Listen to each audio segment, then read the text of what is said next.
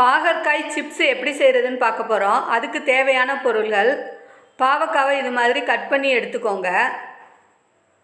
ஒரு 1.5 ஸ்பூன் தனி மிளகாத்தூள் எடுத்துக்கோங்க. ஒரு 1/2 ஸ்பூன் சோம்புத்தூள் எடுத்துக்கோங்க. கொஞ்சம் கார்ன்ஃப்ளவர் மாவு எடுத்துக்கோங்க. தேவையான அளவு உப்பு எடுத்துக்கோங்க. இது மாதிரி நல்லா கட் பண்ணி எடுத்துக்கோங்க. ரொம்ப மொத்தமாகவும் இல்லாமல் மெல்லிசாவும் இல்லாமல் மீடியமாக கட் பண்ணி எடுத்துக்கோங்க. இப்போ நாம் ஒரு பாத்திரத்தில் எடுத்து வச்சுருக்கிற கார்ன்ஃப்ளவர் மாவை போட்டுக்கணும். அது கூடவே நாம் எடுத்து வச்சுருக்கிற மிளகாத்தூள் சோம்புத்தூளையும் சேர்த்துடணும். தேவையான அளவு உப்பையும் அதில் சேர்த்துடலாம். சேர்த்த பிறகு நாம் கொஞ்சமாக தண்ணி ஊற்றி அதை ஒரு கலவையாக கலந்துக்கணும். இது மாதிரி கொஞ்சம் லிக்விடாக நாம் இதை கலந்து வச்சுக்கணும்.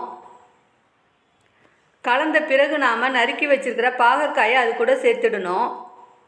எல்லா இடத்துலையும் மசாலா படுற மாதிரி நாம் நல்லா கலந்துடணும். அந்த கலவையோட பாகற்காயை இது பாருங்கள், இது மாதிரி கலந்து ஒரு 1/4 மணி நேரம் நாம் வச்சிடலாம்.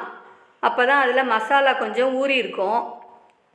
இது மாதிரி 1/4 மணி நேரம் கழித்த பிறகு ஒரு கடாயில் எண்ணெய் வச்சு எண்ணெய் சூடு வந்த பிறகு நாம் பாகற்காயை போட்டு வறுக்கணும்.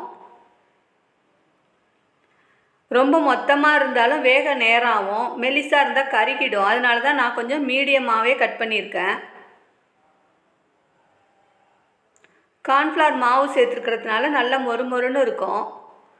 கார்ன்ஃப்ளவர் மாவு இல்லைன்னா நீங்கள் அரிசி மாவு கூட கலந்துக்கலாம்.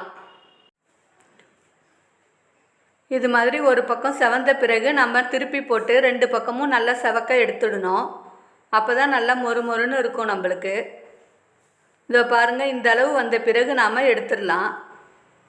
இது மாதிரி பாகற்காய் செஞ்சிங்கன்னா உங்களுக்கு கசப்பே தெரியாது. குழந்தைங்களும் விரும்பி சாப்பிடுவாங்க.